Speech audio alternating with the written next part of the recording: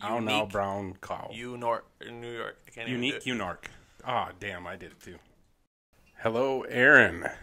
How's it going? Good, and welcome everybody to The Broken Line.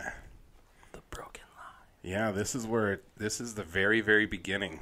And I think for this podcast number 1, we're just going to do a little bit of a Q&A with ourselves, I guess. I'm not going to ask myself questions. I'm going to ask Aaron questions, and Aaron's going to ask questions to me, just to give you guys a little bit of background about ourselves.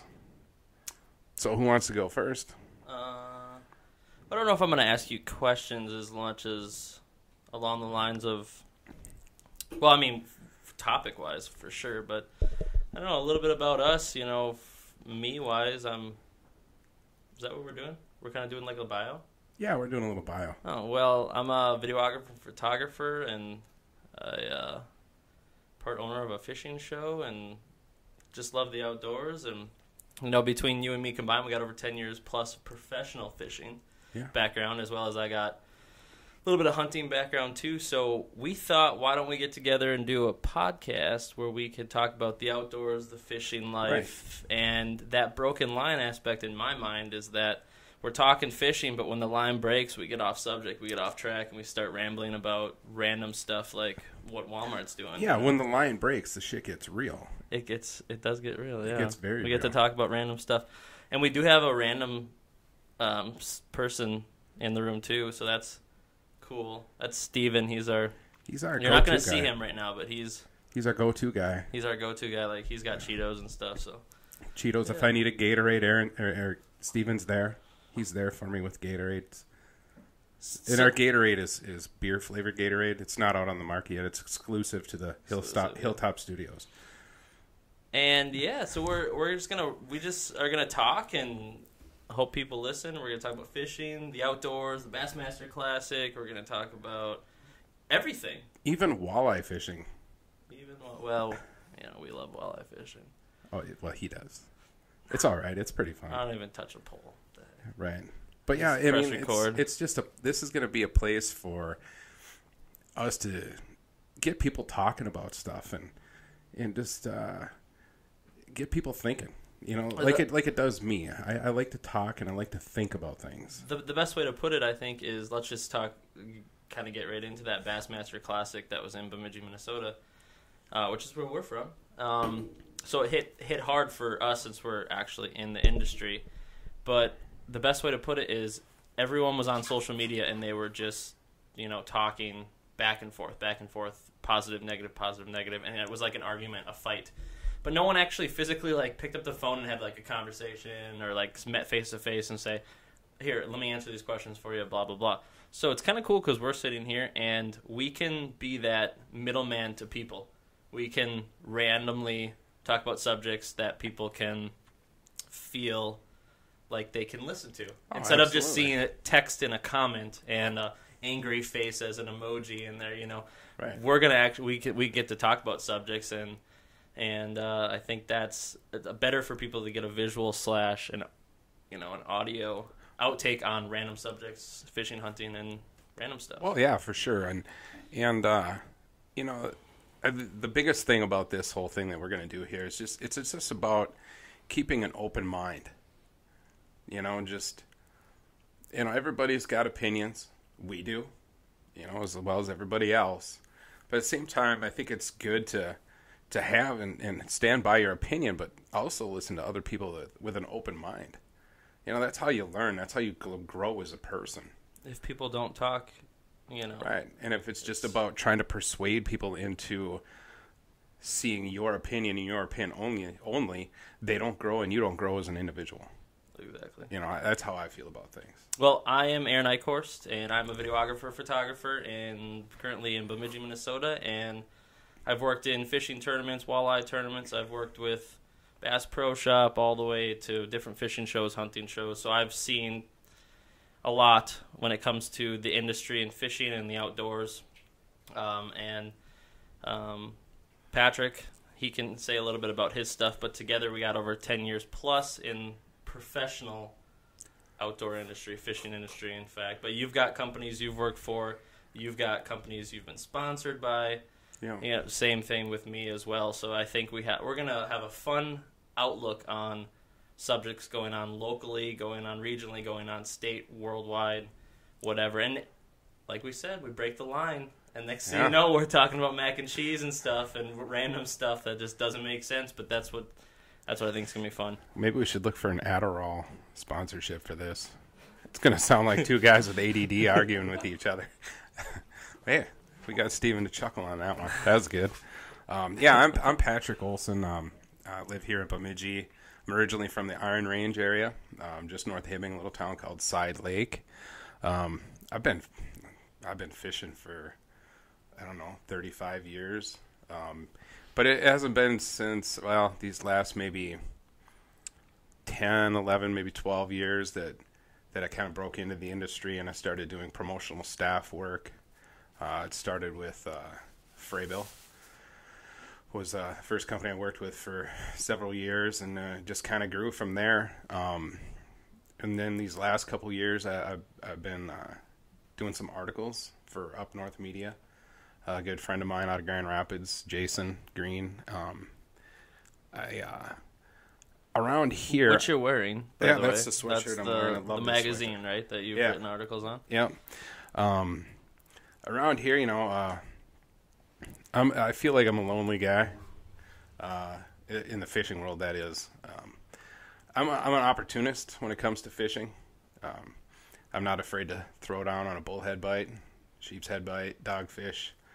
I'm not afraid to hop in the boat, go for some walleyes, largemouth. So what you're saying crappies, is you whatever's fish happening. for the exotics.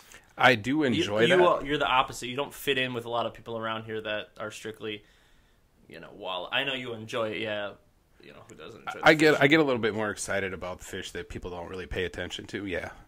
And that just stems from my curiosity because I don't know that much about them.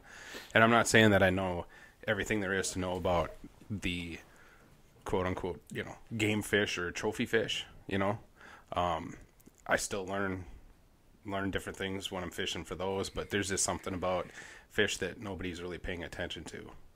And they're there for a reason, but we can get into that real deep, real quick. But like I said, this is just an intro for us.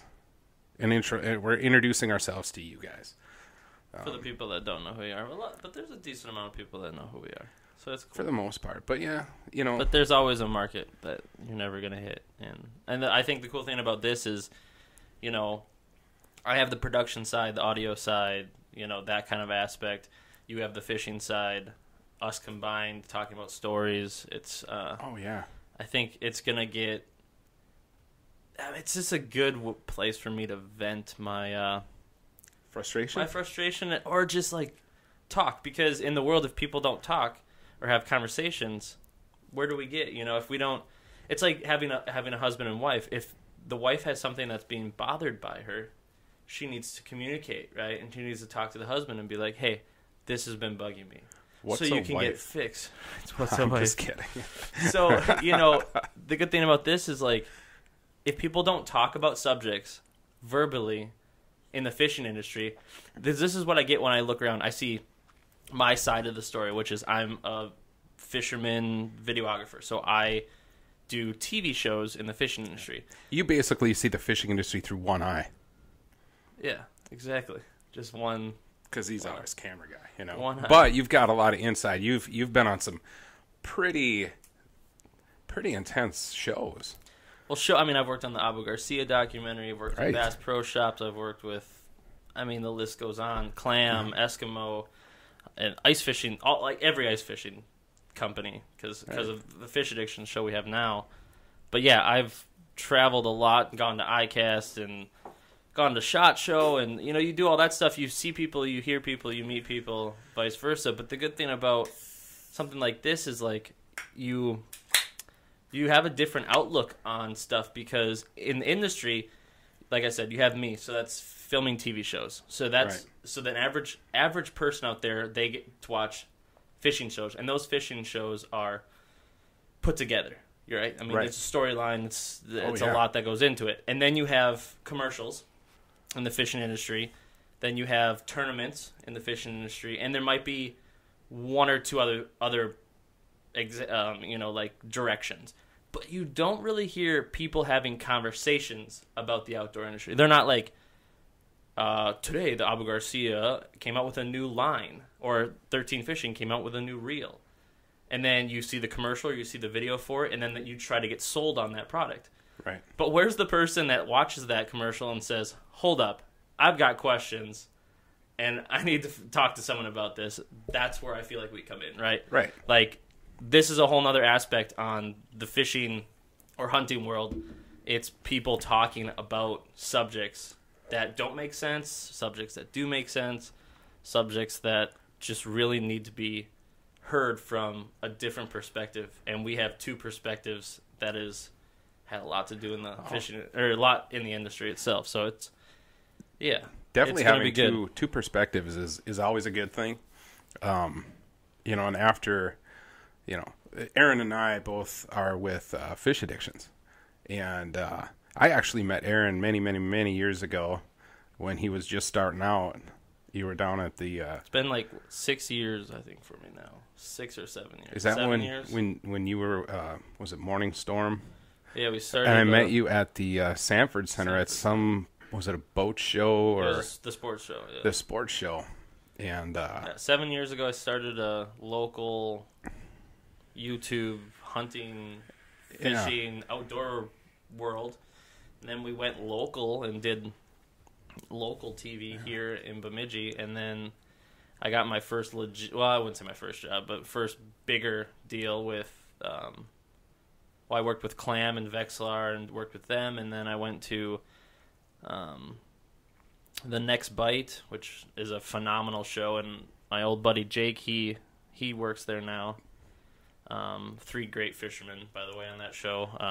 Yeah. And then it's just progressed from there, doing, underneath each of the shows and each of the businesses, you're working for a spider web of different companies and brands. And you're working for, 13 Fishing, then you're working for Eskimo, then you're doing a commercial for this, and then a commercial for that. And then then you have to go to sport shows, and then you're representing companies, you're wearing your jerseys that have logos all over it, and it's like a whole nother world than what the average Right, and I was just going to say, once you get inside of the fishing industry, it isn't that big. When you get as deep as like I am, or when you get that deep into the industry, it's a whole new world, a whole new lifestyle, but it's a very small world. Everybody knows everybody. I mean, walleye fishermen... I know them all. I used to go to tournaments with them, Then you jump over. The bass fishing world is a different world, and we are in the Northland, so bass fishing's a little bit out of my reach. Yeah, but it's growing. It is growing. Definitely growing. It's like bow fishing, the bow fishing world that's starting to get bigger. But when you jump into, the realm of the fishing and ice fishing world, hunting world. There's money everywhere. There's people everywhere, and the hunting world's huge.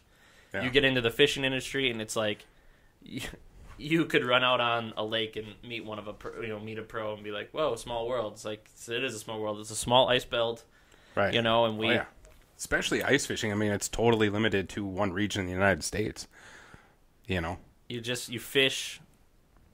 The industry's small, and everyone knows each other. And the biggest thing, like with me and you and a lot of people actually that are on the pro side of the fishing, when you go to like the St. Paul Ice Show, for instance, love that place.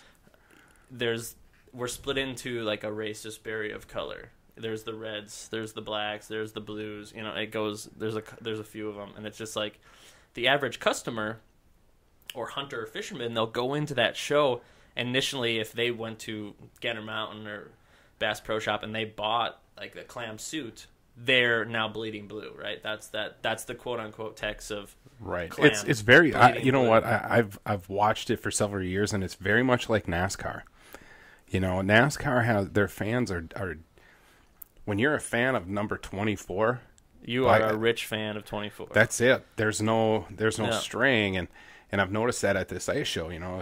If you have a clam hat on, you're going to be hanging out down there at the end of the deal, the biggest booth, and you're going to be mucking it up with those guys. But what the cool part about the St. Paul show is, and I'm sure you've seen it, is after the general public leaves, all of us come out of our, booths. our colored corrals, if you want to call them that, where our booths where we're working, and we all kind of meet in the middle. And then we don't see those logos and those colors anymore. Everybody's like, all right, man, where are we eating? I haven't seen you for a year. Let's go get a burger and some beers and hang out. Yeah, where are we eating? And that's the cool part about being on the inside of it, you know. And that's the thing with the outside people is they don't know that we go and hang out and have beers and drink, and sometimes we're on each other's shows and we're having conversations. We're hanging out. If we're having a problem during something, we're giving a call to another color and talking to them about. I mean, that's the crazy thing is, and that help even goes down here. I mean, right here in town, you know, we've got Clam Pros and whatnot right here in town at Frayville guys, and if I need a bite and I can't get it going on my own, I can call one of these guys and they'll gladly help me out. It's like and guides. Guides, and I'll return the favor. You know, it's this inside buddy network that the general public doesn't see. People think like guides or whatever. That's your competition. You hate them. It's like, well, in a sense, no. How do people survive if they're not positive, creatively? I'll tell you what, I would not want to be the only guide in town. You would get no sleep. Yeah, it would suck. You wouldn't even have time to maintain your vehicle or your boat. So, you know, having multiple things in town. You know, when I was in college, I was working for a screen printing business in town, local one. And I was always like, oh man, we just, you know, we got to get this customer and that customer. He's like, no, that's all right. We can spread it around. I'm like looking at him, you know, and he's a relative. And he's like, he goes, no, you don't want to be the only screen printer in town. We wouldn't get anything done. We'd lose customers. And over the years, you know, our competition would send us customers if he was swamped, and we'd do the same for him, and everything is good. You know, so there's definitely no hate in the fishing world. I mean, we all love to fish. Do you think that's regardless of the people that we're representing? Yeah, you think that's the way the world should be in general, right? I mean, we own a resort, and I'll get the Holiday Inn or the Hampton Inn when they're full, and they got someone standing there wanting to book a reservation. Hey, let's call Cole's Resort. Let's talk to them, and that's how the world should be, anyways. But it isn't, right? But it should be. Right. But in the fishing industry, at least from the inside perspective, I would like to tell people, you know, don't just bleed a color. Don't just pick sides. We're all in the industry together. We're all friends. Right. And that's how you should be too. You know, be friends with other people in the industry. Don't matter what sponsors you have, right, or what color. It matters when you're as deep as like us. It matters. Yeah. You know, sponsors matter, etc. But when you're not deep and caught and getting dragged in, you know, don't be afraid to mix colors around and really mix products, because that's the best, because then you're not confined to certain things. If you feel you're getting the best from everyone. Yeah, you get to walk into Walmart and say, "Oh, or let's say Bass Pro Shop. I can pick anything." Right. I walk in and I go, I have to go to this section over here. Right. You know, you get forced into that section. Yeah. And there's nothing wrong with it, because for us, with how deep we are, I love my sponsors. And it's they're family. They're like family friends, and you really learn their customer, you know, their customer side of things when they handle stuff, and they're like family. And we treat all of our sponsors in equal realm, because we're all just friends. We all just want to hang out, and you know, if that's the way I'm treating my sponsors, if you don't have sponsors, you should have an open mind about how, you know, the fishing industry works. And not just have one direction of, I've now bought this Eskimo shirt or this Frayville shirt. I now have to be stuck in this kind of stuff. You know, and it's fun having these sponsors or doing promotional work for these companies or being under contract. You know, for me anyway, I got kind of a design background, and I do a lot of CAD work. You know, that kind of stuff, and I like to help out with product development. And I'm fortunate enough to be on the inside where, you know, with my sponsors, like Eskimo, if I come up with a really good idea, I have the capability of working on a computer and actually getting them something that they can look at for future products, and that's kind of fun. We get an inside look. You got a different inside look than I do. Yeah. I have a different inside look than you do at the real outdoor industry. Right. There's a real fine definition of what could be the fake industry, or what you only see on TV, or what you only see in the magazines. I'm at that photo shoot putting the photos into that magazine. Yeah. I'm sitting on the computer, I'm building that magazine, or I'm behind the camera building that commercial. I see the real outdoor industry while the other people are sitting back at home and seeing the... Right, and that's what I learned last year with my first year with Fish Addictions, with you behind the camera. You know, guys, we need 2 more fish. We can wrap this up. Like, oh, you're just putting in an order for 2 more fish. We're grinding it out. You know, we're trying to get it done for you. And we get that one, and then we get those 2 more, and then you famously always say, "I just need 2 more." Because that's your craft, though. You can never have too much footage. Exactly, and you get us to get that. And at first, I was like, "Dude, we got the 2. I'm cold. I want to go home. I'm hungry. I'm tired." Oh, you want 2 more? 2 more? Oh my god, dude! Because the more fish, the better. You have more to work with, and it's just better for the show. And it's really neat to see your side of the fishing. You know, this video production side. There's a lot of work that goes into it. It's a creative world, and the sandbox is wide open. And I actually just did a podcast with Ice Pro from Ohio. Scotty Albrecht. Fish Addictions Radio. How's it going?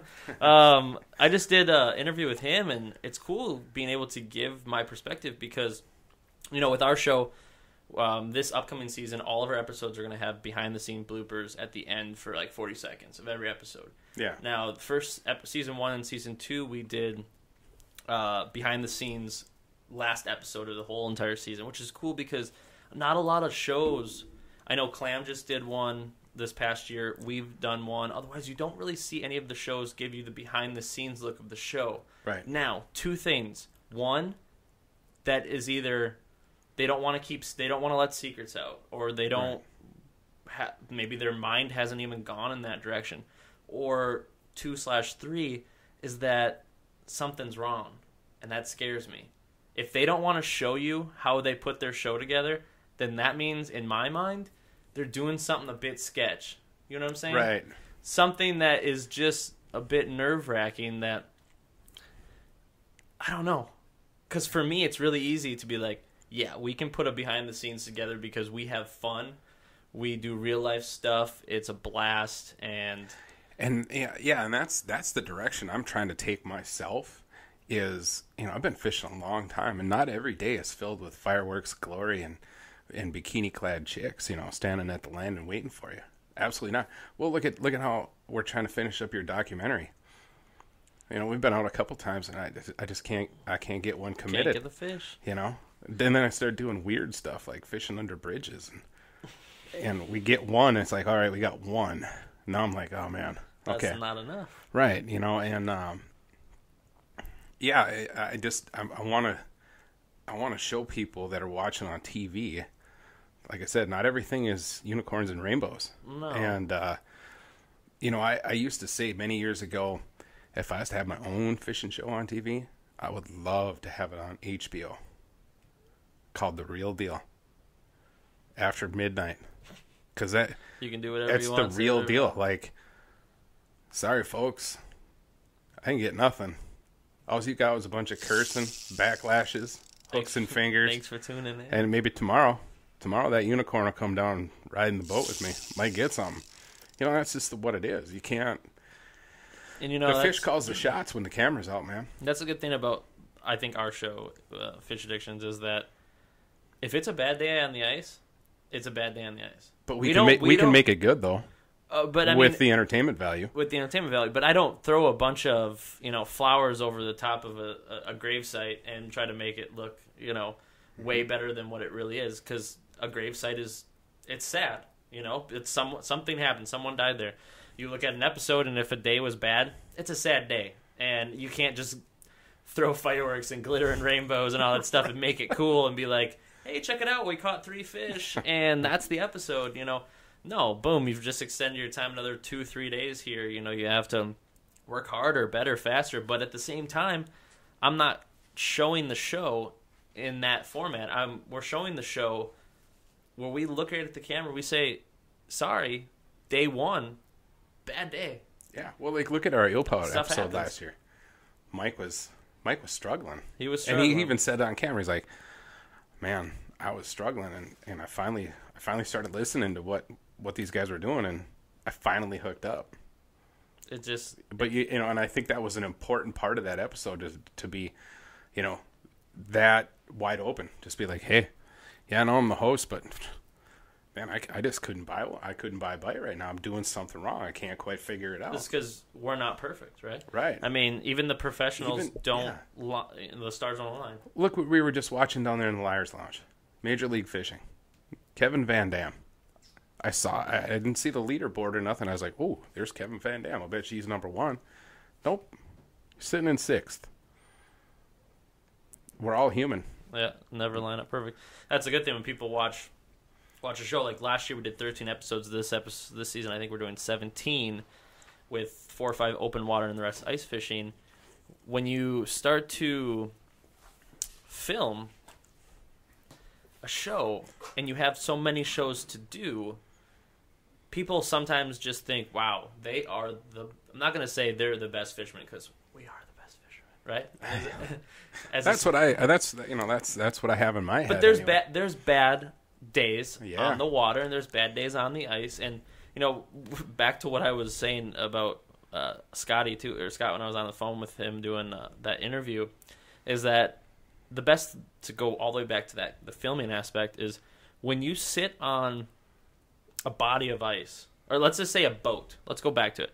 If you're out in a boat, and there's way more fishing episodes, open water, salt water, than ice fishing. Yeah, There's absolutely. very little ice fishing. Ice fishing is a smaller community than regular open water fishing and salt life style fishing. When you're a cameraman, or when you're a professional fisherman, you're in a boat, 18 feet, whatever, however big the boat is, and you sit in that boat, and that is your office.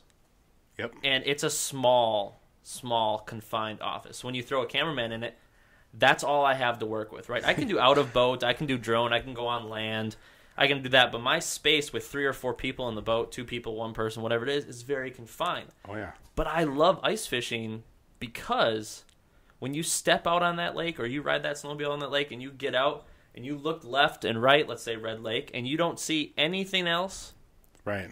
and you can walk, run, jumping jacks, Sleep and in you your own can truck. Run 50. Yeah, sleep in your truck. You can run 15 feet over to a hole, or 20 feet over the hole, jump on the snowmobile, and go a little bit more. Yeah. It's a blank canvas, and I have all the space. And so that I does, possibly the want. fisherman. So does a fisherman. Because, he's not confined to the boat. Yeah, he can move his boat from spot to spot, but, everybody's still in that 18 feet, You were talking about your podcast with Scott. I also did one too, and we talked about my job at Glacier, where build sleeper fish houses, and but the other half of it, and I'm glad Scott brought this up. He read my article, last winter's article, for Up North Media, and I instead of writing a tips and tricks and how tos and that kind of stuff, I wrote about an incident that happened to me. A real life story. A real life story that happened to me about a lost fish. And the way it impacted me, it was the biggest bluegill I'd ever seen in my life. And I lost it. But I wrote about it. And I wanted, and the main reason to write about it wasn't to say that I lost this 2-pound bluegill. I'm estimating it to be that. Can I guesstimate what you're going to say? Sure. Are you going to say that you wrote about it to tell people, and legitimately tell me if I'm wrong, you wrote it to tell people that it happens, in real life? Exactly. It happens. Don't worry. Yeah. Stuff like this happens. It happened. It happens all the time. It's just nobody talks about it. So I decided to talk about it. No, I wasn't the hero that day. I didn't land that fish. Yeah. it snapped off. And then I wrote about my emotions afterwards and what I'm going to do about it and what I did do about it. You know, I called it a day. It's good because people don't hear. I wasn't mad. You know, it was like losing a battle to a samurai. You're just kind of like, yeah, I wasn't good enough for you today. But tomorrow or next week when I come back, you're going to look at a different animal. And I went back out, you know, I haven't fished that spot since, and it's been like 2 or 3 years. I've been back there with my boat. I put a GPS waypoint on every piece of cabbage. Like, I have his entire living room mapped out on my locator. And when I feel comfortable and I feel ready, I'll go back to battle. So are we going to film it this year? Or? We can try. Well, we got to knock on the door and see if he's home Well, we first. can have a story with the video. It'd be perfect. Yeah, it could be cool. It could definitely be cool. But the importance of that article for me was just to show people that, because like I said, I've never read an article about somebody that lost a fish.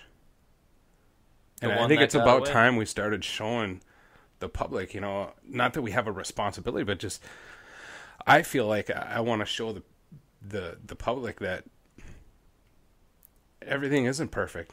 I've had knots come loose. You know how many years I've been tying knots? I've had knots come undone. I messed up. I was doing something too fast. It's my fault. It happens, but nobody wants to talk about it. Oh, this is the best knot. I use it all the time, blah, blah, blah. And they never talk about what they missed. That's because talking about that doesn't make money. Yeah, but think about it, though. Like, everything's based off marketing and based off money, right. And who's going to make money. And I guess that's where my perspective is at. I think life stories and life in general is way more valuable than money. You don't bleed a color unless you're trying to like make a money. You know what I'm saying? Like, you don't put ads in magazines and ads in TV, and you turn on the hunting TV shows nowadays, and 80% of the show is advertising. It's because people are money hungry and they want, they're greedy. In my mind, the good thing with that story is that people need to see the different side and the different angle. And I think when it all comes down to it, as a long introduction to this show, and what we're gonna kind of be messing with is that we are gonna show and talk about the stuff that people don't want to talk about, stuff that people have talked about, and if they have talked about it or they haven't talked about it, we're gonna break that line and we're gonna go off in different directions and really get into different subjects and different. We're gonna pull up stupid stuff, we're gonna pull up funny stuff, we're gonna pull up everything. It's kind of this is kind of gonna be like a Clint Eastwood movie, the good, the bad, and the ugly. There's going to be some great fun stuff, and there's going to be some ugly stuff. There's going to be some bad stuff. Well, like we were talking about the college bass thing. That was a great example of good, the bad, and the ugly. Yeah. Not on the angler side, but on the community side. On the community side, even though our community represented it so well. Yep. There was a little bit of ugly, and there was a little bit of bad. And there'll always be that one person, though, or that two people, or that group of people. Right. And the best way you put it, you talked to me the other day, was, that little fish needs the group, the bigger fish doesn't. I'd like you to say that, because I like that sentence of... I heard that a long time ago, and I can't remember where I heard it, but the small and the weak travel in packs, and they attack in packs. The strong, it's like some of the stuff going on in the media right now, right? Too, and the strong and confident, they travel single because they can handle it. They can handle it. They can handle victory. They can handle defeat. Small ones can't. The pack mentality. They just can't get it done by themselves. That's why the little fish. Is a school of fish. Yeah, the bigger fish. Your little fish, out. like little perch, they travel in these massive schools. Because they're strong as one big school, but one of those can fight off predators, in big groups like that. One of those little fellows gets out of the school, snack time. It's over. He's done. He's gone because there's a big apex predator right there, and that apex predator is not going to attack the whole group unless he's really, really hungry. But it doesn't really happen that often. So a couple more things with this long intro type deal is we're fresh, we're starting out. This was, Patrick's brainchild of For a long time. What do you want to do? We were going to call it something else, and we ended up switching it to this. And he needed someone to hang out and talk with him, and I am all about talking. So am I. So we kind of came up with this idea, and we literally just started, like, now. This will be the first one. And, the walls aren't done. We don't have soundproofing stuff in here. We got most of all the equipment, but we're going to end up changing up the room layout. We're going to end up foam padding this all, and it's going to be great. And we want to capture it on video as well as audio because I'm a visual guy. And I know you're a podcast listener guy. Yep. And I need to see stuff. I need to see, this I'm face kind of for both, radio. actually. And this is a big shout out. I'm a huge fan of the Joe Rogan Experience podcast. The variety, they're like 3 hours long, and it's great when I'm at work because I just throw my earbuds in, and I can just listen to it.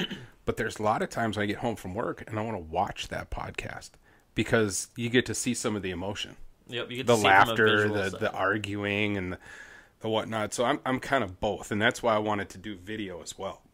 So we're covering the audio for multiple podcasts and for people that want to listen, but we're also going to have 2-3 cameras as we go. We'll build. Yep. And we're going to freshen up the room and video it so you can see us and you can see us joke around and interact with each other and, And we got to get Steven. Show Steven, yeah. Yeah, we got to get Steven involved. And with his Cheetos and very, stuff very that important. he has. So we're just going to be having fun with this. And I hope we can get as many people as we can to listen for a few things. One, because they're in the industry and they want to know different conversation pieces. Or two, they're not in the industry and they want to hear different conversation pieces. 3, they just like to have fun and listen, and they think because we're going to have a lot of laughs. I mean, because we are 2 personalities that mash great and don't mash great at the same time to the point where it's going to be like, why are they talking about that subject? It's hilarious. And, and the good thing about it is with our background in the industry, we're going to have a lot of great insight on different things, like the sports show, which in December, after the sports show will come up, we'll do another one and tell people a little bit of the behind the scenes of, the sports show, vice versa. And there's a lot of other stuff behind the scenes in our show.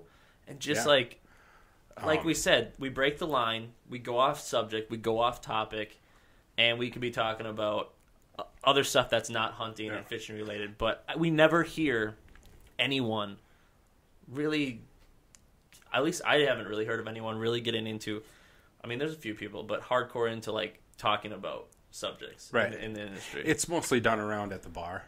Yeah. That's what I thought of. So basically we want to bring the bar conversations to you.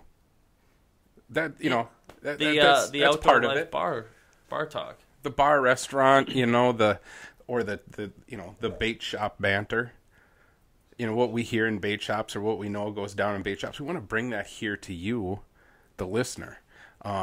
Another important thing, being the guys that we are, is we know a lot of people in the industry, and I hope to maybe someday have some guests roll up here to Hilltop Studios, as we called it the other night.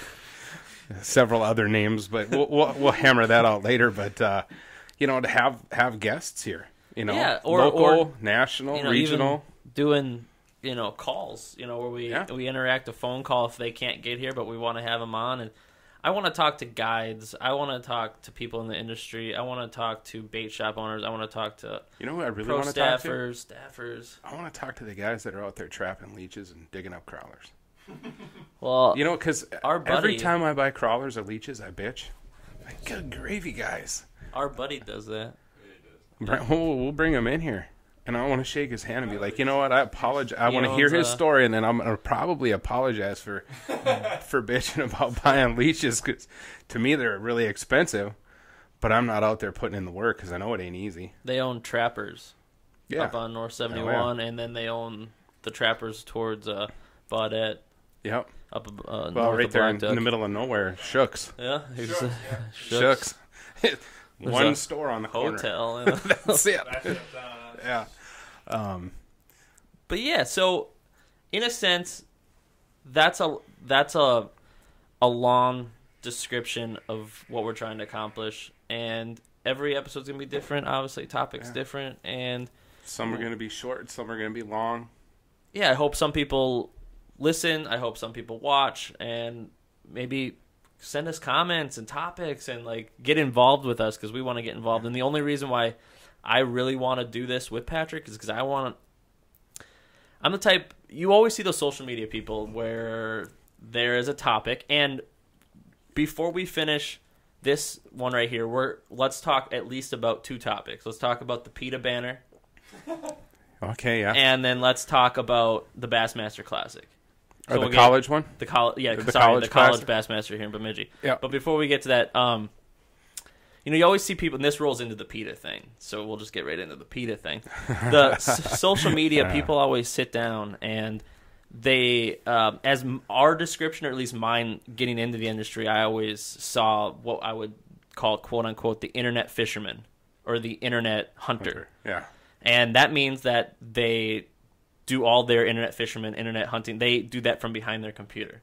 Right. Like, I have a sponsor, or I write stories, and that's all I do is I write stories and articles. And, they're almost like that internet fisherman in a sense. And they're commenting on people and doing this and doing that, through the internet, through the computer, but they're a fisherman. Right. Right. And I am guilty of doing some of this stuff where I like to sit down, and when I see someone do something stupid, I like to almost slightly call them out and be like, "You're wrong. Why did you share this? You're," in my definition of the sheep, right? The tunnel vision and what someone else does. Yeah, the one thing I want to say though about that is your statement, "I'm wrong." I forgot what I said. You just, when you see that, you said, "I want to say you're wrong." And that, what the PETA thing, what I saw was, I knew what was going to happen. We talked about that. I knew deep down in the back of my mind that PETA is ultimately trolling the hunter. You're not trolling them by putting your picture of a dead animal with there. We talked about that a little bit. And what I liked about it was the quick action to defend their passion. Yep. That's the one good thing I got out of it. I was like, yes, you go. But at the same time, you're falling right for their game. And I hated that. I would have just done, how about all okay, so for the mini notes here, I've already read it, so I'm not going to bring it up on my phone, but it was basically their article. So it was about 2 days long. It was a day to 2 days long.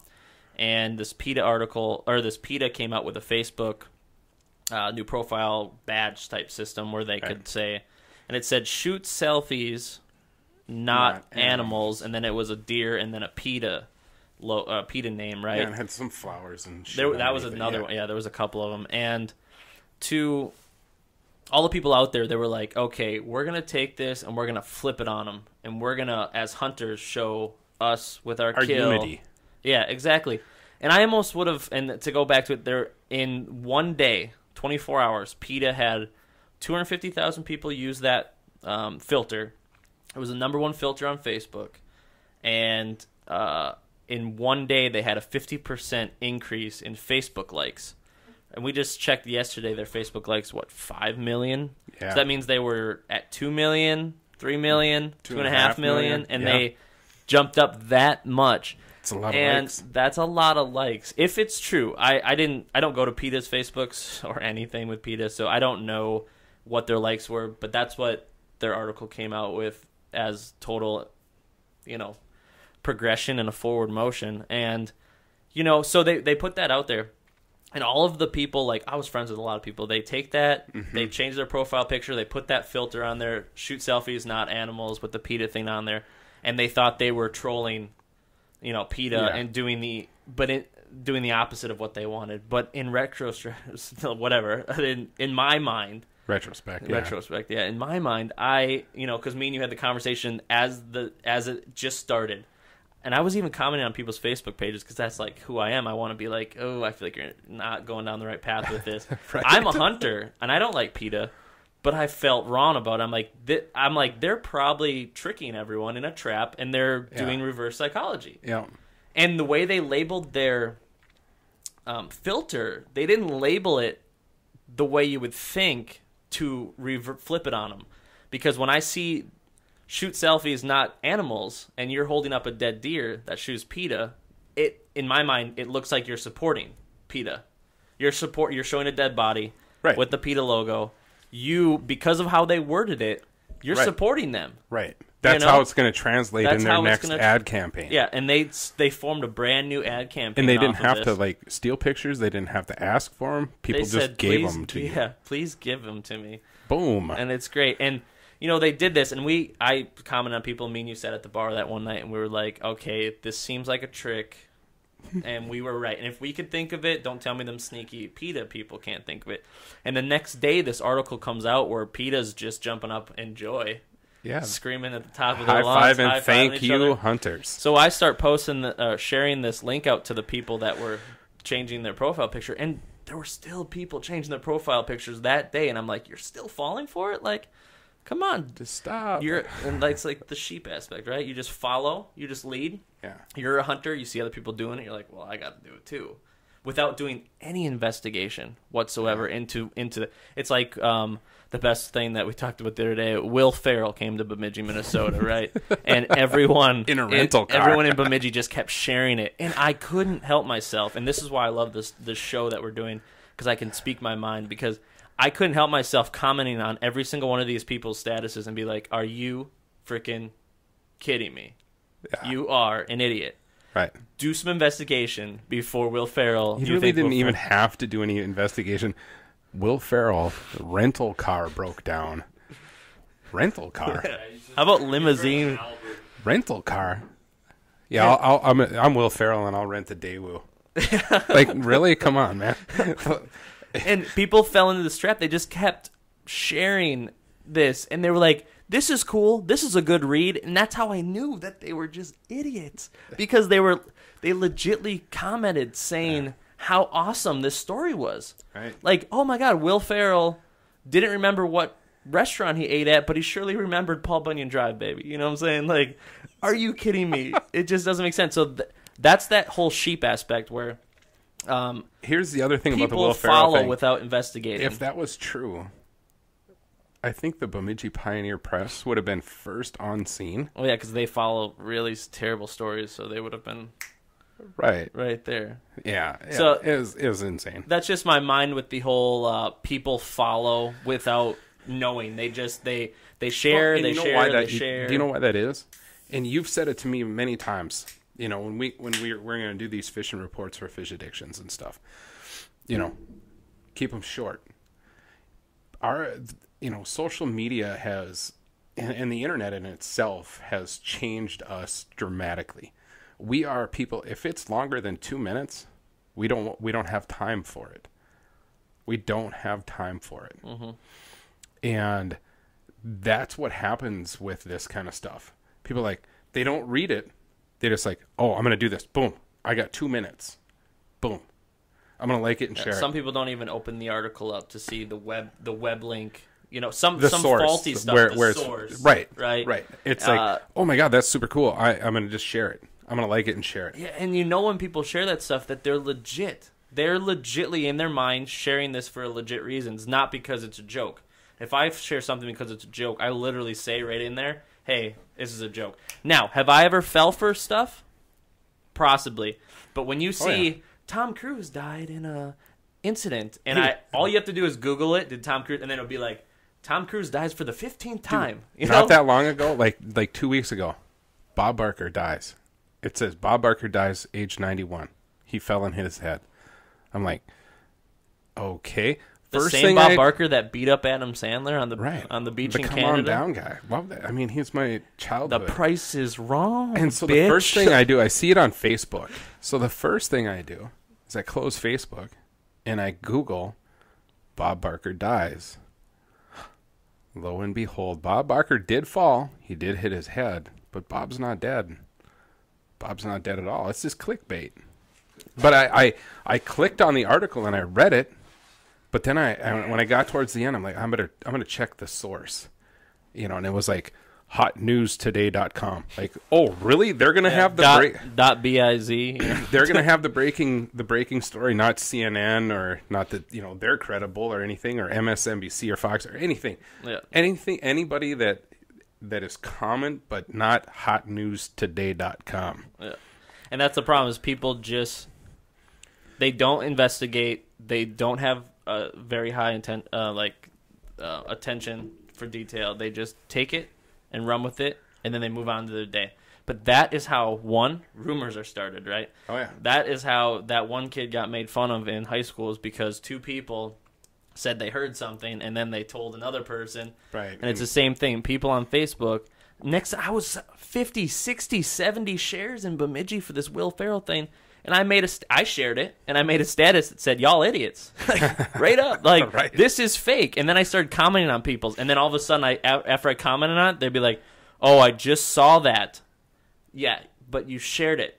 You saw it too late. Right. If you did investigate, you investigated too late, which by that time, the damage has been done, right? If it was... And, and then all of a sudden I'd comment back and it said, this post is no longer active. They started deleting it because they realized, well, I don't want to be an idiot. Right. So to go back to this whole PETA thing, and then I started posting on people's walls, a couple days ago, whenever it happened, and I was saying, okay, this is fake. Here's the article from PETA. I thought of it. Other people thought of it. They, number one, whatever. They had a little bit of source that goes with it, and people initially, all my friends that I commented on for hunters and stuff like that, they were like, nope. They just took a story and they flipped it. They didn't want to believe that they fell for it, right? They're like, nope. You're telling me that PETA is smart enough to do something like this? And yeah, absolutely. They've been around for a long time. They're very slick. Yeah, they hide cameras on people. Yeah, they go into food factories and they hide cameras. Yeah, they sneak into places. They break into laboratories and let animals go that have cancer and rabies and AIDS and all kinds of shit. Yeah, they're smart enough to definitely make something like this. That's not a problem. But like these people, they were just commenting back, and they're like, "Oh, it was still funny though." ... LOL. Or like, "Oh no, they definitely lost this battle, but they took it and they flipped it into a so they would look good. They took the negativity and they flipped it into a positive." I thought about that angle as well, and but that's number one shared Facebook filter. Right. 1, that's advertising for them. 250,000 plus people. Yeah. 2, 50% like increase on Facebook. Boom. 3, they just started their brand new ad campaign. Right. And they got all of it delivered right to their front door. And you're telling me that they just flipped this. Right. And that sucks. But like I said before, the thing that I took away from it was really cool to see fellow outdoorsmen band together really super fast and share their passion. It showed tremendous amounts of love for their sport and defending it at the same time. So that's what I got out of it. If the 250,000 people would have just changed their profile picture to that hunting thing in a band together, or, well, now there's a new filter going around. New filter. I saw that. But it's the fact that it was great. Yeah, they went fast and quick, but they still used that PETA thing, which they did. I'm just one of those people. I'm a, both sides of the coin kind of guy. Yeah, it really sucks that you got trolled, but at the same time, dude, really awesome to see you, like, defend what you believe. Yeah, defend it, man. I mean, I'll be honest. For like 15 seconds, I was scrolling through my phone looking for. I don't hunt that much. I don't have any hunting pictures. They're old, but I have plenty of fish. And they don't like fishing, and I was just about to do it, and then I was like, something doesn't feel right here. Something's a little bit wonky. Like we said, we should have. If you would have taken a picture of the roadkill and be like, a vehicle did this, that would be a funny troll on PETA because you didn't actually kill it. I love my Jeep Cherokee Sport. So did this deer for like 2 minutes. Sponsored by PETA. Right, the PETA wagon. I did see one person change their profile picture to a deer hunting picture, like almost like they didn't know where the filter was to add it, but it was also it was either accidental or it was a guy that said, "No, I'm not putting PETA's logo, but I'm gonna band with my friends." and put up a hunting picture. And that's one thing that you will find in this industry is we are all very passionate and very quick to defend our passion. Because there are people that don't want hunting and fishing to happen. And we're very good at banding together. That's when I really feel like, or see the logos fall off our jerseys and like, nope, we're just fishermen. We're going to defend it. Band with me now, That's, and that's a super cool part of being in this industry. Usually they're all, with it being a small industry, everyone's together, everyone unites as one, and that's what people need. But we don't unite as one and take it in a negative way. We don't unite as one and go knock down a statue we unite as one in a positive way.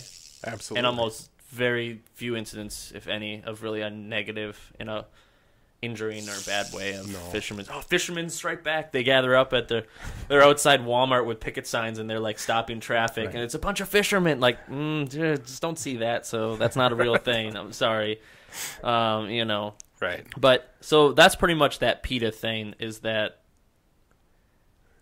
be aware. Be aware of like the Will Ferrell instance, the PETA instance, and really, if you're going to share something on Facebook or social media, there's a lot of people on social media that when they see stuff, they believe it's true. And if you share it accidentally and another person shares it and you're like, whatever, I don't care, that takes one person to believe it and freak out about maybe that subject. It's just like CNN, let's say. You drop some fake news, you admit it for one. You drop some fake news. People are going to be like, this is what ISIS is doing because the news said it is happening, and now I hate anyone of that color or race or something like that. And I don't want to get into that subject, but I'm rewinding to the fact that if you're going to post anything, investigate. Don't be a sheep. Look into it.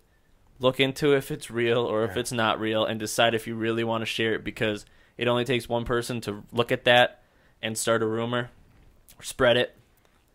It's like a cold. Or something in a negative way. Before long, everybody's got a runny nose. Yeah. Exactly. Yeah. And, hey, who are we to police what people do on Facebook either? You're not, exactly. And this was an instance where it wasn't a big deal. No. Like, whatever. But the whole point of it is that there's other things out there. Yeah. So when we get our Facebook page up and running, you can bet your sweet ass that everything on there is going to be true. There's going to be no PETAs. There's going to be no trolling for those blue thumbs. That's for sure. Steven's sleeping. No, he's not. He's up. He just moved a little. I think we should make Steven in charge of our social media.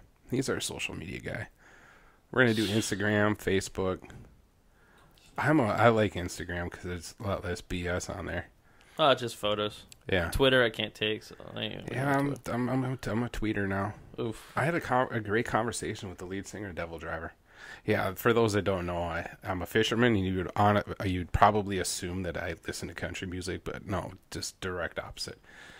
Thrash, death, hard metal, black metal, the real evil, fast 128 beats per minute. I'm really into it. Growling. I love it. Just a hard kick drum. Yeah. But yeah, we should, he's got to eat Cheetos, dude. We start getting, bankroll. We got to supply our guy with some Cheetos, man. Cheetos, man. He's got them. He's got them. Are those flaming hot, dude? No. Oh, they're just standard regular? I'm going to drop a quick, nope. I'm not gonna do that. I was gonna say that. I was gonna say that. I was gonna say that Cheeto recipe, but you weren't too into it. So, for lack of a better term, it sounded kind of third world ghetto. I don't know, man. It just I love to cook, and I do weird shit. Bet it's good, dude. I made burbot mac and cheese, for God's sake.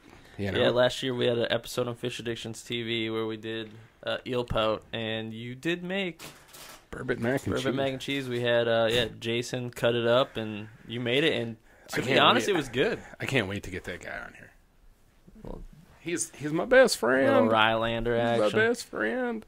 All right, so let's get to this next subject. I want to talk about, because this one is... The line was broke there, and we retied it. Yeah. We're focused again.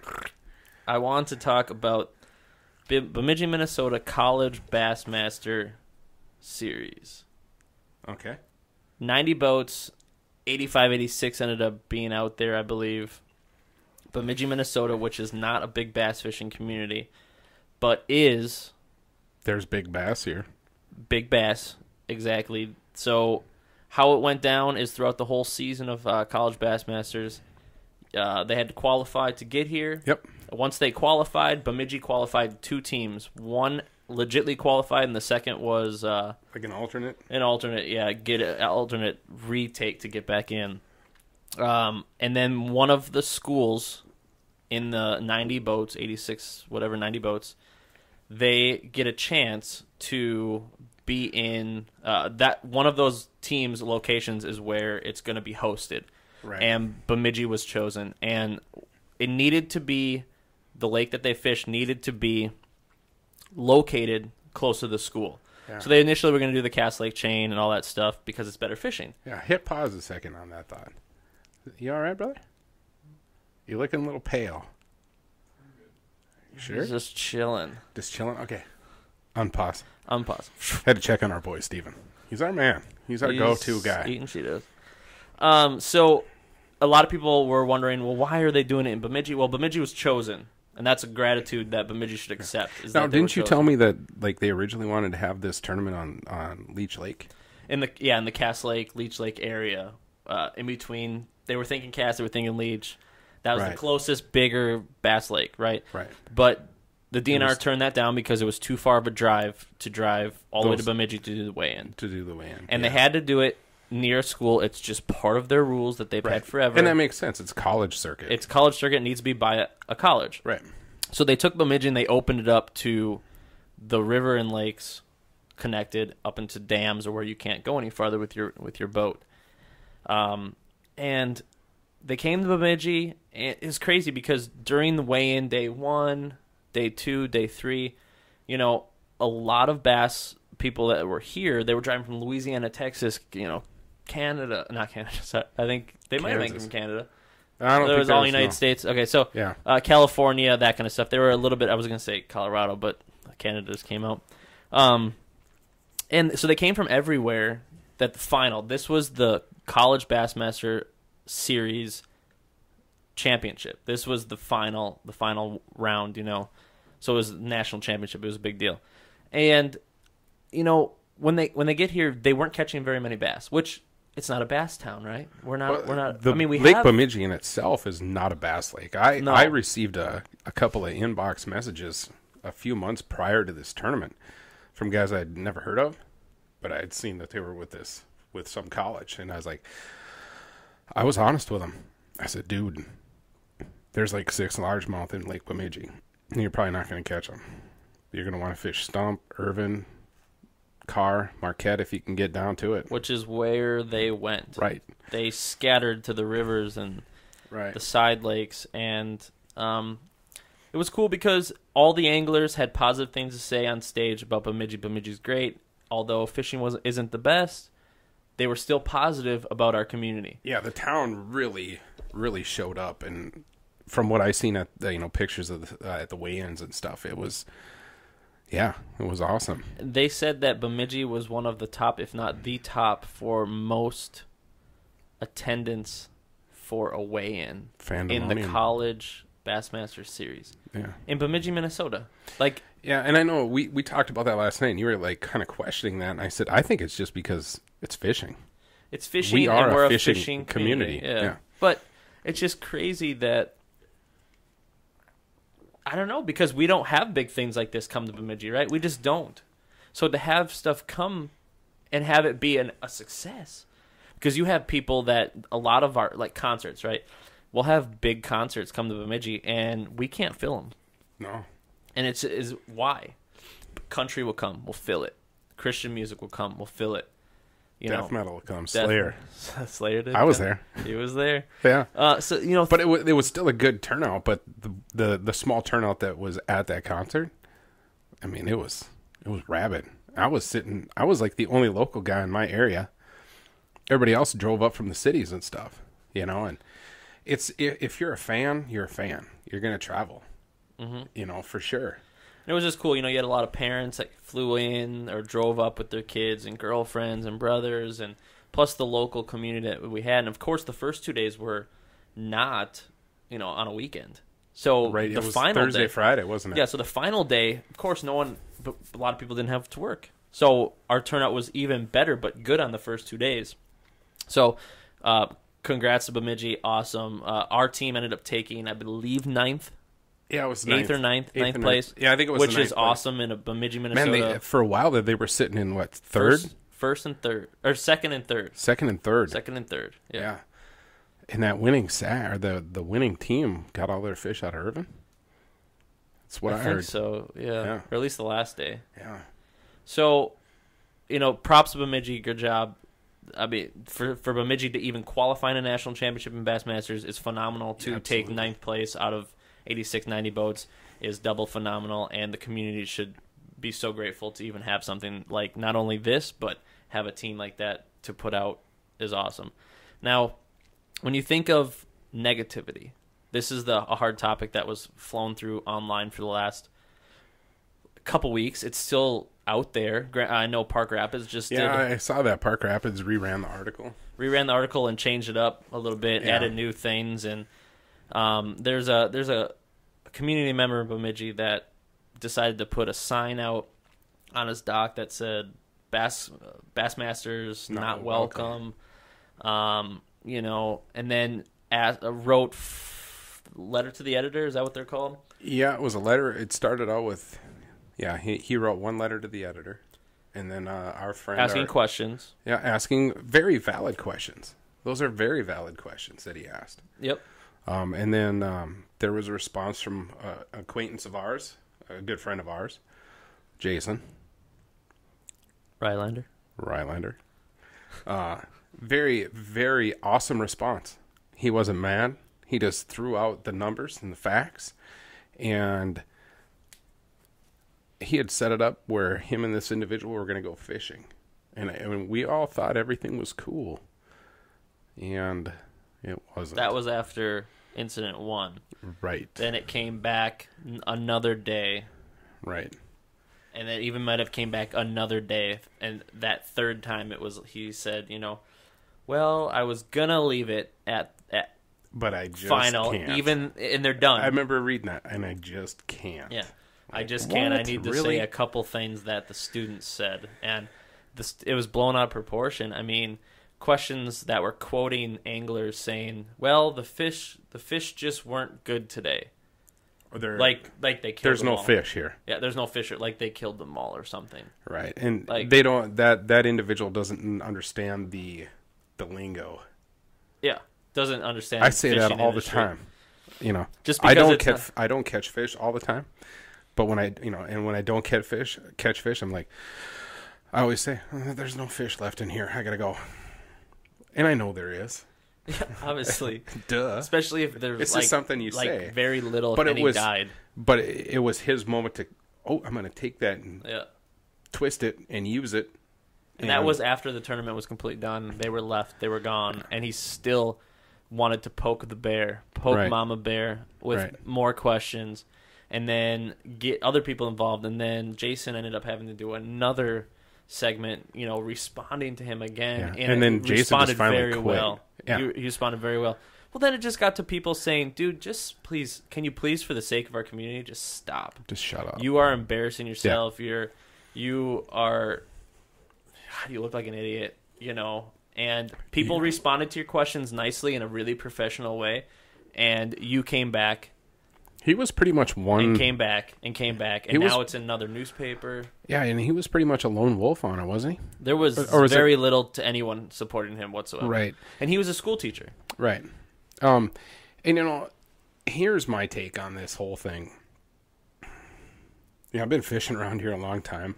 Not as long as others, but a fairly long time. And that lake where those kids were fishing was called Stump Lake.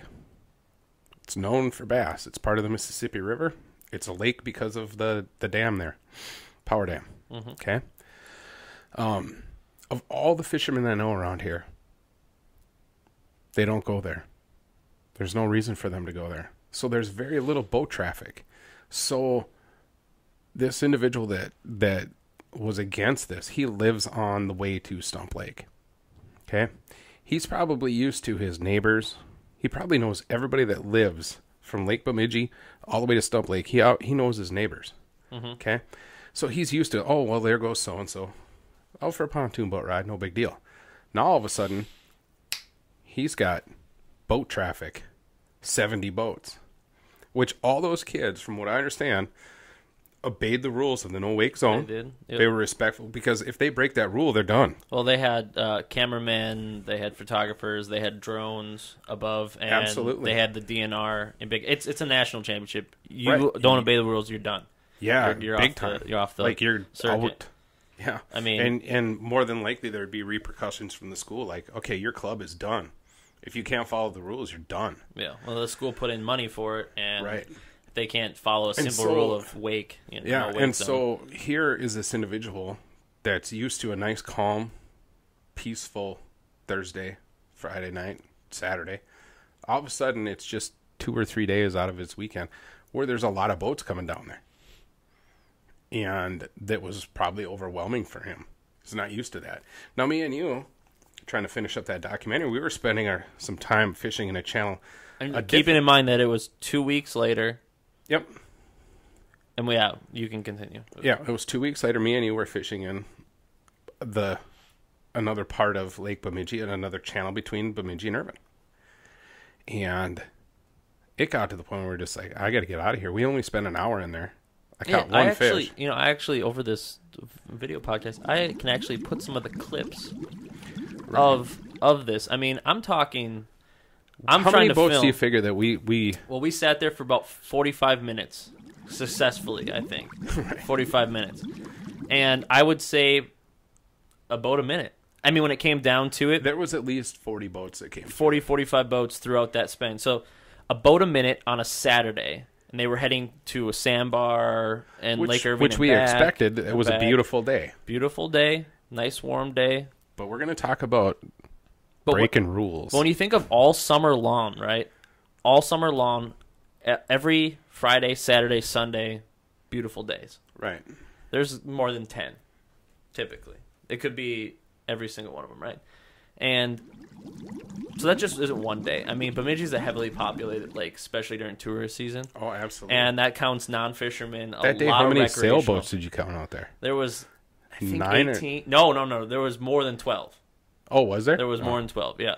So when you see that many, and it's like no fishermen, right? We were like the fishermen. Right. There was joy rides, it was tubing, it was jet skiing, it was sailboats. There was no 2 dudes going out and fishing because it was just us, and we got a lot of comments. We were the only ones. A lot of people, well, what you catching there? And we started just joking around. We're sitting there under a pylon, and we're like, hey, I caught walleye here last night, and they were like, just believe in it. Because Right. they're recreational people. They don't even care about fishing, in a sense. No, absolutely And not. people were busting through, 45 minutes, let's just say 45 boats successfully, driving underneath the bridge back and forth. And then that's one day. Right. Picture Sunday, picture Friday afternoon, picture multiple Thursday weekends. night, Friday night. Yeah. Multiple weekends. Right. And so in that, it's a lot of boat traffic is what I'm trying to say, right? We had 70 boats here, 80 boats, 90 boats, whatever, for that bass tournament. But what I don't think this guy gets is our recreational or fishermen that's locally or tourists that Bemidji just has in general. Maybe he doesn't live, yes, because no one's going to Stump Lake to ride a jet ski or to, but how about the other direction, to Irvin? I mean, 45 boats in 45 minutes? That's unreal. I mean, and that's not the worst. I mean, now I'm just talking about boat traffic, and I'm talking about you saw engines, and there were some engines smoking, putting up a little bit of atmospheric, because that was one of the things And of those 45 boats, I would say a half a dozen maybe truly obeyed the no wake zone. Yep. So, I can show clips of different boats obeying and not obeying the rules. And that's one thing I wanted to add to this guy is that locally we're in a little, I don't know the correct term for it, but I think I know. Open the box. You know what I'm saying? Like, he was just in this box. But, like, open wide and look at our tourists, our recreational, our fishing, our community ourselves, and look at what we do and how we, as a community, can make it better. We are less likely to follow the rules because we live here every day. Exactly. The game warden or the sheriff might be our neighbor. You know, and you're like, oh, well, he's at home on the couch. I'm going to just blast through the river. Yeah. And these guys are they're coming to our community, obeying the rules, respecting it. And even every person was saying, thank you, Bemidji, thank you, Bemidji. You know, they brought money to our community. They brought, in September, this... Dude, I live right downtown, as you know. And every truck I went by had, companies, fishing company stickers. As a matter of fact, there was one, it was a white Ford, and I saw a rod tube in the box of the truck, had Tackle Warehouse stickers on it and stuff. And I was going to, I think that individual was either at Toddy's or Fozzie's. And I was going to go in there and see if they could do an announcement and be like, hey, dude, we have a really good community here, but at the same time, you might want to take that rod tube out. The box of your truck is just sitting there. Mm-hmm. As far as I know, it never got stolen, which is good. But, those guys were, after practice, like, I dropped my daughter off at daycare. I work at 6 a.m, so I'm going by the lake at, 20 to 6, quarter to 6. When they're putting in. All these boats are floating out there. They're getting ready to take off and go practice, or... as it got tournament day, they were getting ready to take off for the tournament. And I always gave them a honk and yelled out the window, give them help, boys. I couldn't stop. I was on my way to work, but it was really cool to see them out there. And then in the evening, I come home from work, and these guys would be getting a bite to eat at a local restaurant or grabbing a beer or whatever. Putting money into our community's pockets. Yeah. Like in September, ESPN University, this will be airing. Over 5 million people will probably be viewing it, according to their stats. Mm-hmm. The college fishing Bemidji, is really getting huge. You're showing off Bemidji. All these anglers were following the rules. They were putting money into our community. They're getting visibility for Bemidji. It's going to be on national TV. They were following the rules with the DNR, the school, the associations. They have all these things. This is a national championship. They're not going to screw around. The percentage, I don't know the percentage rate on fish being released, but they had release boats bringing fish right back to their area of being released. They were taking very good care of the waters and the fish. And then you look at the locals, and you think one guy going out and catching 7 bass and keeping all 7 bass. You start to build the storyline of what they did and what we did, and how you think the locals are actually worse, or the tourists are worse than this whole Bassmaster League combined. And yes, I have clips of these boats coming through at high wake. I mean, really disturbing the pylons, disturbing the rocks, disturbing the fish, disturbing, me and you the having shoreline. To hold on to old rickety bridges. Yeah, holding on to the bridges as we're going like this, and I'm sitting there filming them. And one of the guys even looked drunk, like he was about to hit something. And, at what point are we accountable for our own place? You own property. Do you want it to look like a junkyard, or do you want it to look beautiful, landscaped up and everything?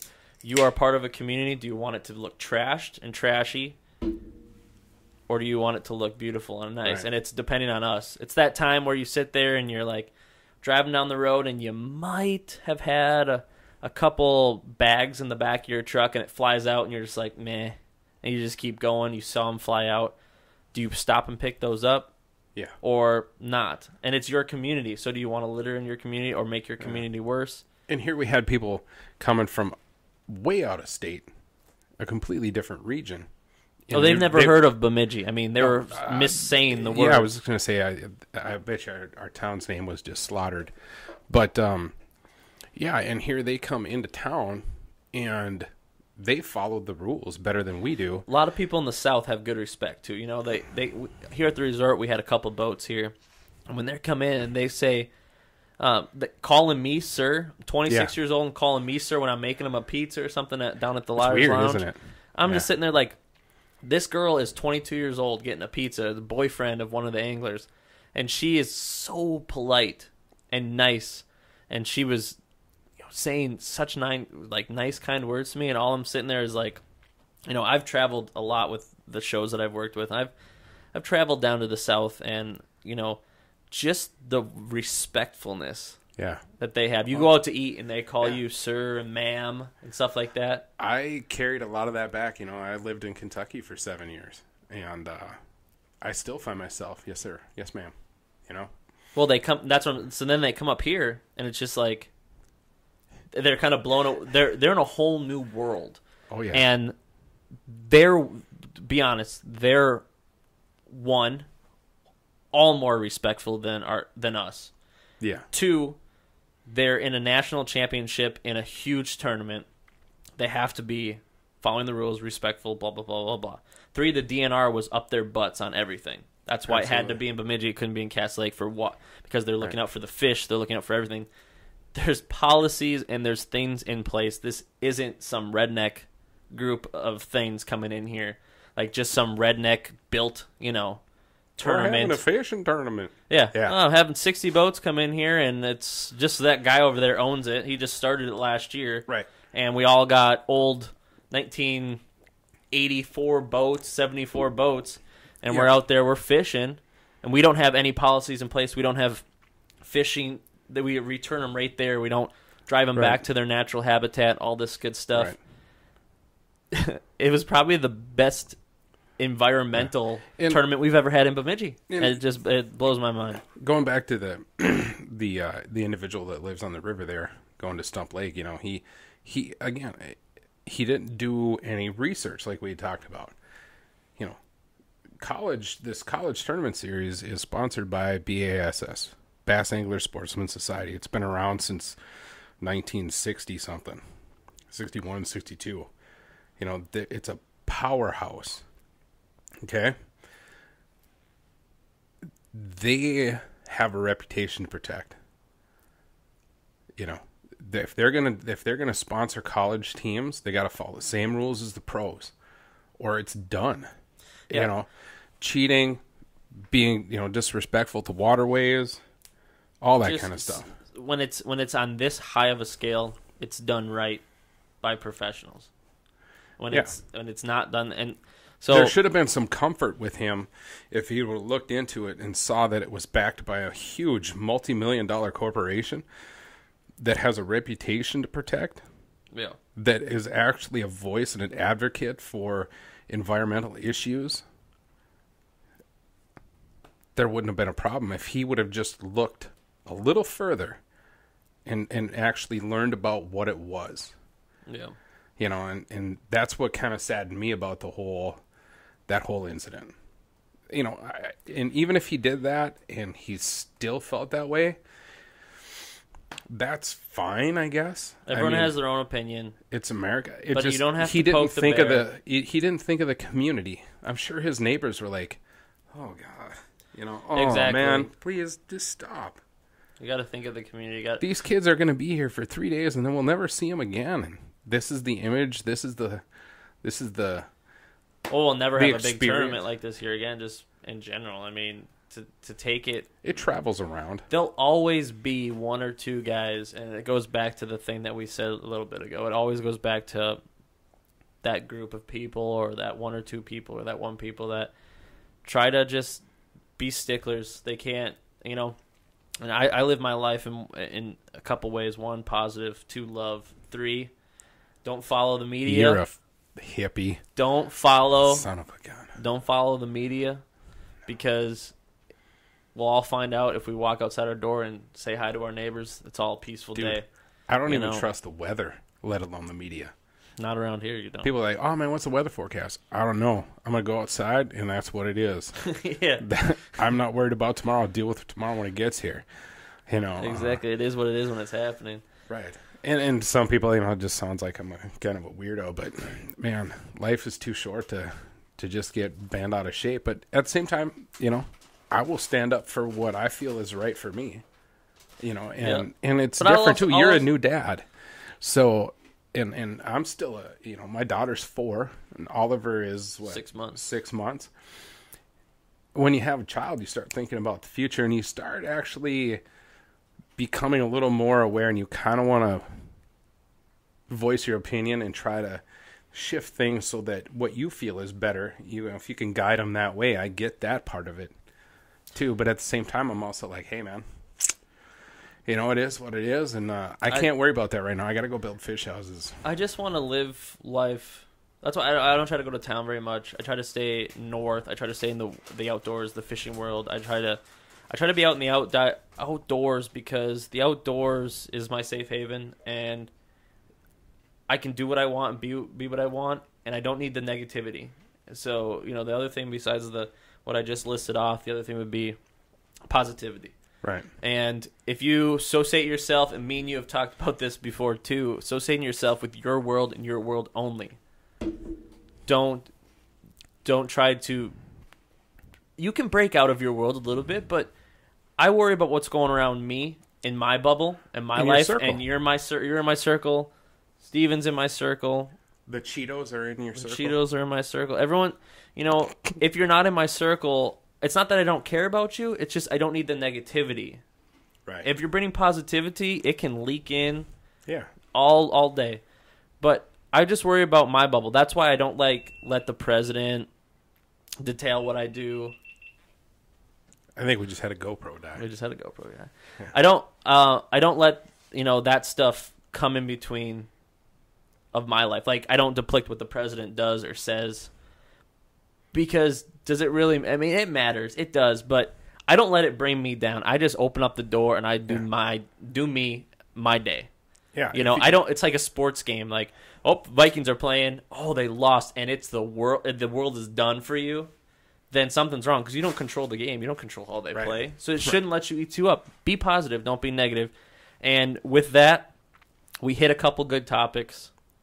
I think we told people, I guess, what we're at. We're at 1 hour 26 minutes. Wow. We talked a little bit about what we wanted to accomplish, what we're doing, what we're going to be about, who we are, and we'll get into more of who we are and more of what we're going to talk about, and more subject, more topics. But we talked about 2 topics that are happening somewhat relevant now. Yeah, for sure. I think we did a good start, and I hope some people listen, that would be wonderful. And and at least listen all the way through, or maybe you try it and you're like, well, do some, have the video going. We're gonna redo this. We're gonna bring, harder subjects, newer subjects. We're gonna break the line. We're gonna go left. We're gonna go right. We're gonna go up. We're gonna go down. We're gonna be crazy. We're gonna have crazy interviews. We're gonna have crazy topics, crazy stories. Yeah. Steven, settle down over there, please. Yeah, you're getting crazy. He's keeping it real. We're going to be talking about fishing. We're going to be talking about the outdoor world. We're going to talk about companies, TV shows, subjects, topics, and we're also going to go off subject and talk about non-hunting and fishing relatable stuff. Absolutely. We have fun, and I don't know. I think that's kind of a good way to end this. I think so too. Just be patient with us. We're gonna push out our Facebook page. Oh my God, yeah. Instagram, well, unfortunately, YouTube, kind of. Yeah, Spotify. There's so much that it's going to take a little while, but be patient, and we welcome comments. Yeah, let us know topics and how you feel good, about bad, it. Ugly, The whole point of this is we're just 2 dudes with 2 different personalities, but also 2 same personalities. We like to talk about stuff and hit subjects that you're either going to care about or you're not going to care about, and we like to hear your input and your subjects. Yeah. But besides that, that's the broken line.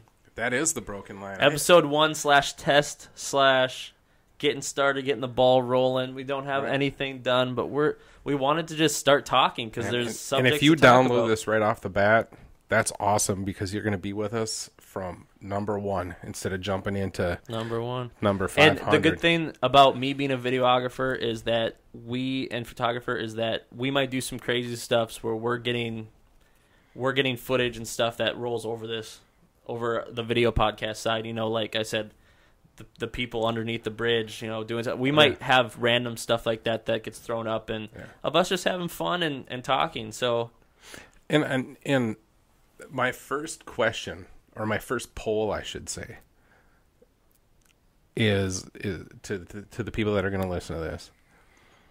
The idea came across to strap a GoPro on Steven. And when we can have a little Steven cam going on every once in a while. He's a good shit. He's a good dude. He's looking a little gummy right now. I don't know what's up with him. I'm a little concerned. I don't know if he's malnourished. We do feed him once in a while. You know, This is true. This is true. But he usually, we usually keep him on the lockdown. But he's a good dude. He actually keeps us kind of balanced a little bit. He brings a different perspective in. And Steven, he's not a fisherman, not yet. But he wants to be active. Yeah, we into gave it, him a so little that's taste of another ice perspective. fishing. We gave him a taste of ice fishing. He's all about it. It's really cool to have a friend that hasn't really fished, and all of a sudden he's like, man, I really want to get into this. So it's good stuff. And, and he just says one or two words, but they're quality words, like sweet. He'll eventually. It's cool to get a perspective from someone who isn't in the industry but wants to be in the industry, and we'll get down that road when it is. But Yeah. before this For GoPro sure. dies, I would say I'm Aaron. This is Patrick. But yeah, thanks. I can say my own name, dude. I'm Patrick. I'm Aaron. And I think that's I it. said, and I'm Aaron. And he's Aaron. And I'm Aaron. And I'm Patrick. And this is The Broken Line. It's kind of a really awesome name, right? The Yeah. Broken Line. You're talking about fishing, but when the line breaks, man, shit just gets unreal.